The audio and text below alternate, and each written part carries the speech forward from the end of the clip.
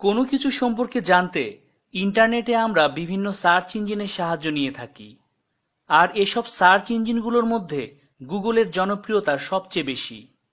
কম বেশি আমরা সবাই গুগলে আমাদের প্রয়োজনীয় ওয়ার্ড লিখে সার্চ করেছি। এগুলো সবই নর্মাল সার্চিং। অন্যদিকে গুগল ডর্ক হচ্ছে আরও অ্যাডভান্স ও স্মার্ট সার্চিং মেথড। সাধারণ লোকজন গুগলকে কেবল একটি সার্চ ইঞ্জিন হিসেবেই চিনে থাকে, কিন্তু অনেকেই জানে না যে এটি একটি শক্তিশালী হ্যাকিং টুল। তাই গুগল ডর্ককে গুগল হ্যাকও বলা হয়ে থাকে। এই মেথডে কিছু বিশেষ সার্চ স্ট্রিং দিয়ে সার্চ করা হয়, যার ফলে গুগল কেবল সুনির্দিষ্ট তথ্য উপস্থাপন করে।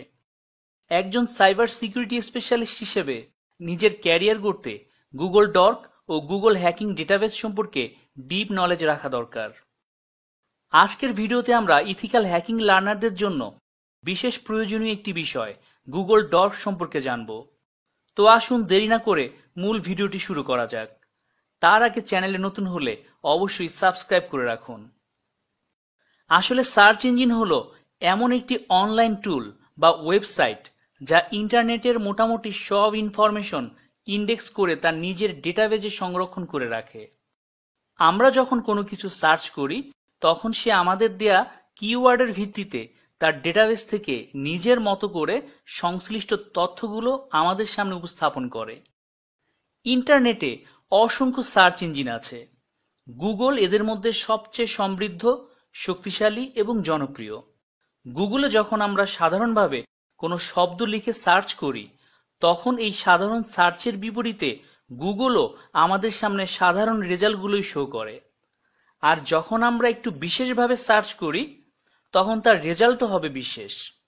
এটাই মূলত গুগল ডর্কিং এর বিশেষত্ব। ইথিক্যাল হ্যাকিং এর প্রথম ধাপ হলো রিকনাসান্স বা ইনফরমেশন গ্যাদারিং, আর গুগল ডর্ক হলো আসলে একটি ইনফরমেশন গ্যাদারিং টুল। এই মুহূর্তে যদি আপনার কয়েক হাজার ভ্যালিড ইমেল আইডি অথবা ভালনারেবল ওয়েবসাইটের তালিকার প্রয়োজন হয়, ডর্ক সম্পর্কে ধারণা না থাকলে আপনি হয়তো বলবেন এটা অসম্ভব, কিন্তু এই অসম্ভবকে সম্ভব করতে পারে গুগল ডর্ক। সাধারণ কিওয়ার্ডের পরিবর্তে বিশেষ কিছু কমান্ড ব্যবহার করে ওয়েবসাইটের বাগ খুঁজে বের করা বা দরকারি তথ্য খুঁজে বের করাকে বলা হয় গুগল ডর্ক সার্চিং। গুগল ডর্ক ব্যবহার করে আপনি আপনার কাঙ্ক্ষিত বিষয় খুব সহজেই পেতে পারেন। হ্যাকাররা গুগল ডর্ক ব্যবহার করে অনেক সেন্সিটিভ ডেটা শনাক্ত করে। হ্যাকারদের কাছে তথ্যই হলো তার আসল শক্তি। অন্যদের অসতর্কতা ও ভুলগুলো হ্যাকারের কাছে হয়ে ওঠে সম্ভাবনা। গুগল হ্যাকিং বা গুগল ডর্কিং ব্যবহার করে ওয়েবসাইটের কনফিগারেশন ও সোর্স কোডে কোনো নিরাপত্তা ত্রুটি আছে কিনা তা বের করা যায়।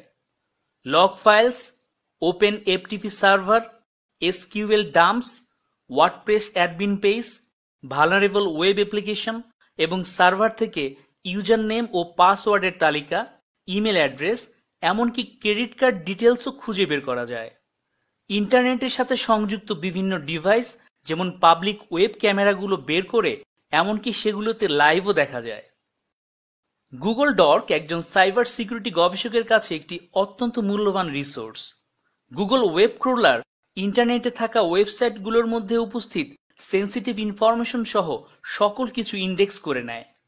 ইউজার নেম, পাসওয়ার্ড সহ একটি ওয়েবসাইটে থাকা সবকিছুই গুগলের নখদর্পণে থাকে। অবশ্য একজন ওয়েবমাস্টার তার ওয়েবসাইটে এনক্রিপশন এবং robots.txt ফাইল ব্যবহারের মাধ্যমে তার কোনো রিসোর্সকে গুগল ইন্ডেক্সিং করা থেকে বিরত রাখতে পারে বা ব্লক করতে পারে, কিন্তু বাস্তবতা হলো অধিকাংশ ওয়েবসাইট আর সার্ভারগুলোই গুগলের কাছে উন্মুক্ত আর ইন্ডেক্সড থাকে।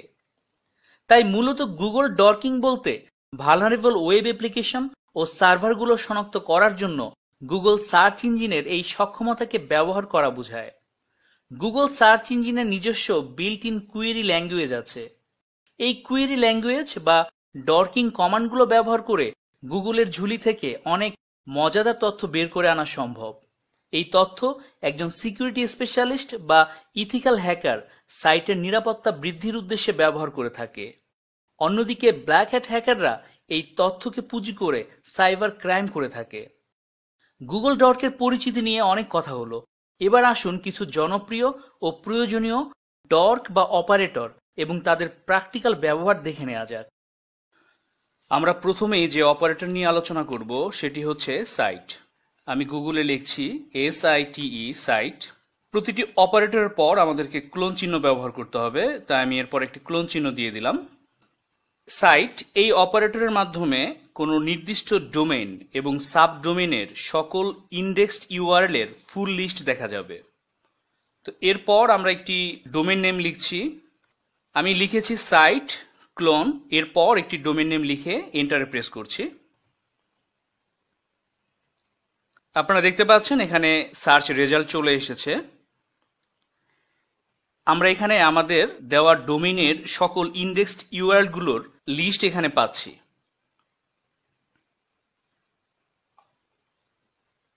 এরপর আমি আরেকটি অপারেটর নিয়ে আলোচনা করব, সেটি হচ্ছে রিলেটেড। আমি লিখছি রিলেটেড ক্লোন। এই অপারেটরের পর আমরা যে ওয়েবসাইট বা টার্ম ব্যবহার করব তার সাথে সম্পর্কযুক্ত সকল ইউআরএল আমরা দেখতে পাবো। তো আমরা এখানে যে টার্মটি ব্যবহার করছি সেটি হচ্ছে সাইবার সিকিউরিটি। আমি এন্টারে প্রেস করছি। আপনারা দেখতে পাচ্ছেন যে সাইবার সিকিউরিটি এই টার্ম রিলেটেড সমস্ত ওয়েবসাইটগুলোর লিস্ট আমাদের সামনে চলে এসেছে।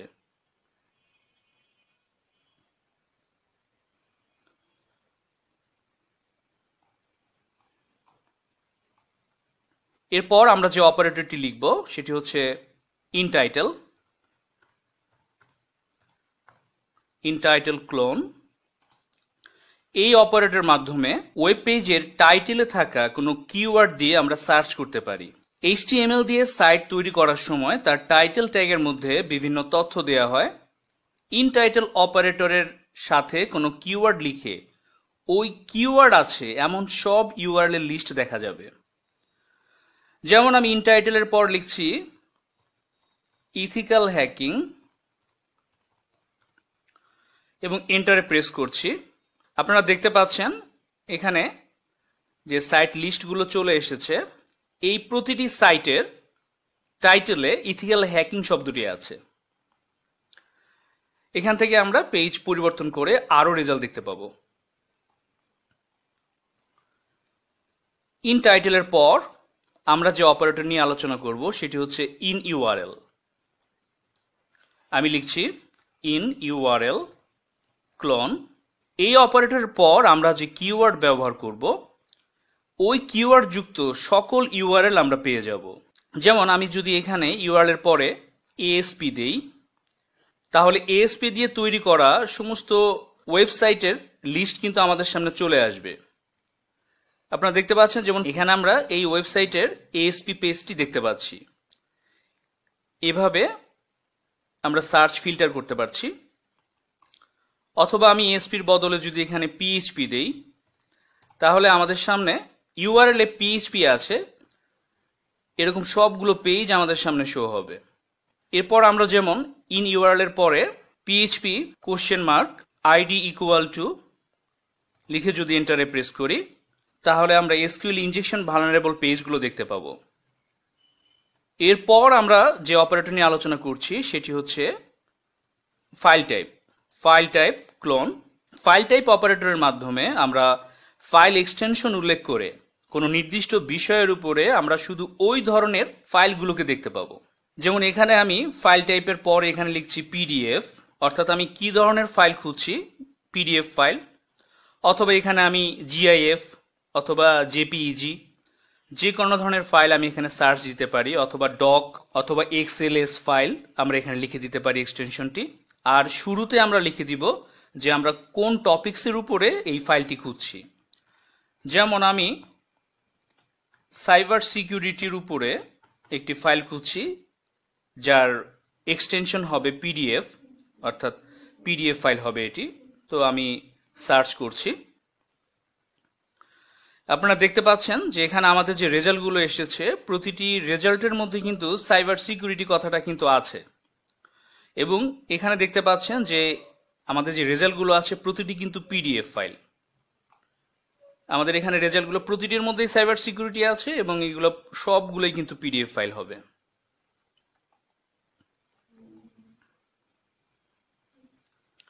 এরপর আমরা যে অপারেটর নিয়ে আলোচনা করছি এটি হচ্ছে ইনটেক্সট। আমি লিখছি ইনটেক্সট ক্লোন। ইনটেক্সট এই অপারেটর দিয়ে আমরা নির্দিষ্ট কিওয়ার্ড আছে এমন টেক্সট যুক্ত পেজগুলোর ইউআরএল পেয়ে যাব। যেমন আমরা পেন টেস্টিং এর উপরে টেক্সট আছে এমন ওয়েবসাইটগুলোর লিস্ট চাচ্ছি, তাহলে আমি লিখছি ইনটেক্সট ক্লোন পেন টেস্টিং এবং আমি সার্চ করছি। এখানে আমাদের সামনে বিভিন্ন ওয়েবসাইটের ইউআরএল লিস্ট চলে এসেছে। এই সমস্ত ওয়েবসাইটের মধ্যে যে লেখাগুলো আছে, যে টেক্সটগুলো আছে, তার মধ্যে পেন টেস্টিং কথাটি অবশ্যই থাকবে। পেন টেস্টিং টেক্সট যুক্ত প্রতিটি ওয়েবসাইট আমাদের সামনে আমরা দেখতে পাচ্ছি।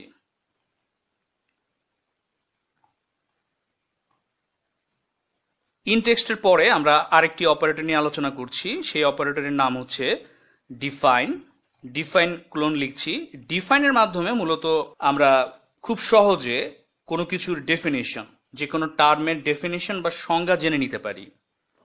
যেমন আমরা কম্পিউটারের সংজ্ঞা জানতে চাচ্ছি, তাহলে আমি লিখছি ডিফাইন ক্লোন কম্পিউটার এবং সার্চ করছি। এর ফলে আমাদের সামনে কম্পিউটারের ডেফিনেশন চলে এসেছে। কম্পিউটারের ডেফিনেশন আছে এরকম ওয়েবসাইটের লিঙ্কগুলো কিন্তু আমরা দেখতে পাবো।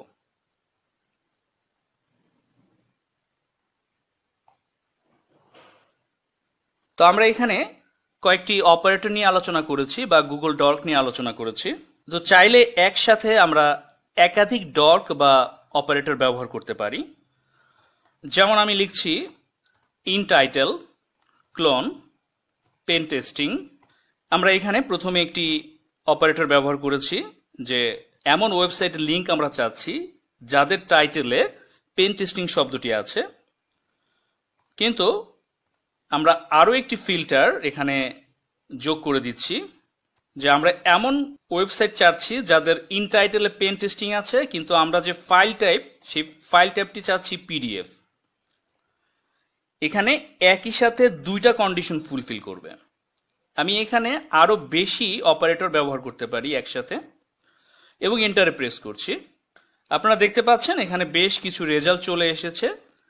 এই প্রতিটি ওয়েবসাইটেরই টাইটেলে পেন টেস্টিং শব্দটি আছে এবং এখানে যে রেজাল্টগুলো এসেছে সবগুলো রেজাল্টই কিন্তু পিডিএফ আকারে এসেছে।